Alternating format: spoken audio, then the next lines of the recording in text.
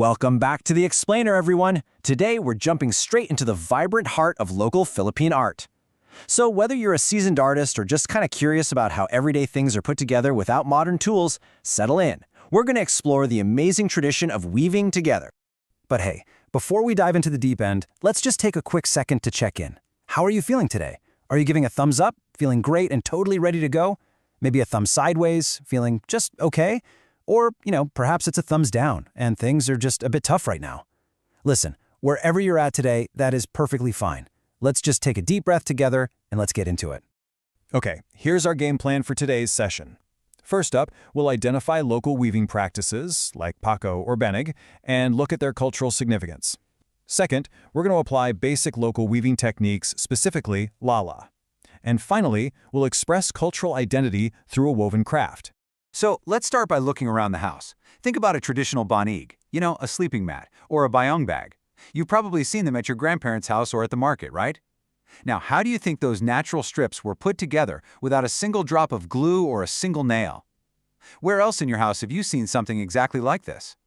Just kind of hold on to that thought for a second. Let's unlock this with a little challenge.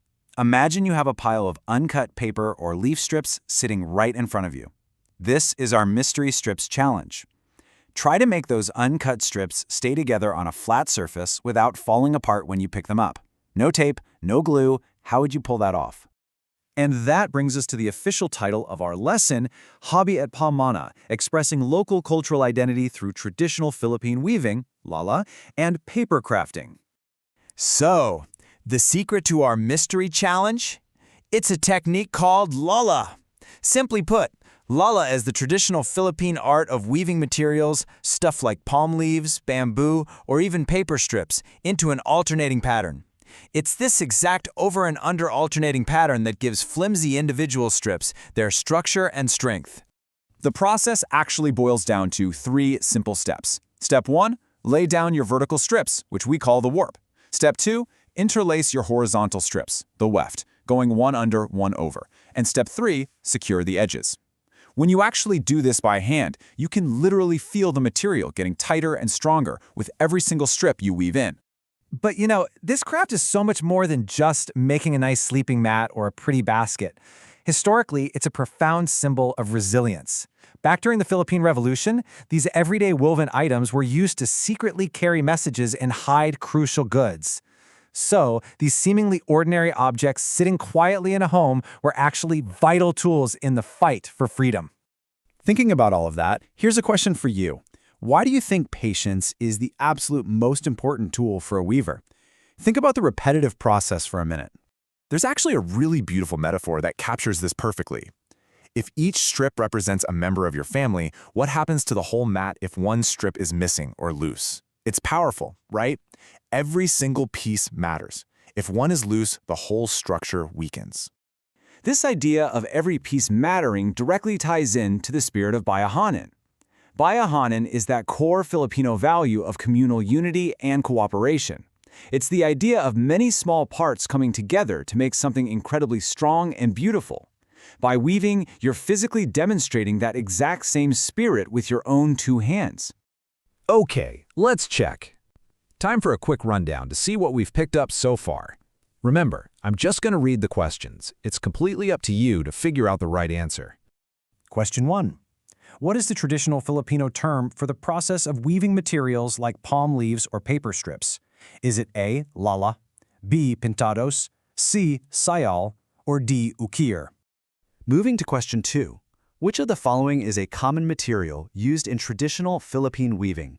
A, steel wires, B, plastic bottles, C, palm or bamboo strips, or D, rubber bands? Question 3. What is the basic pattern used in the Lala technique for beginners? Your options are A, circular knots, B, glue and stick, C, spiral winding, or D, over and under interlacing.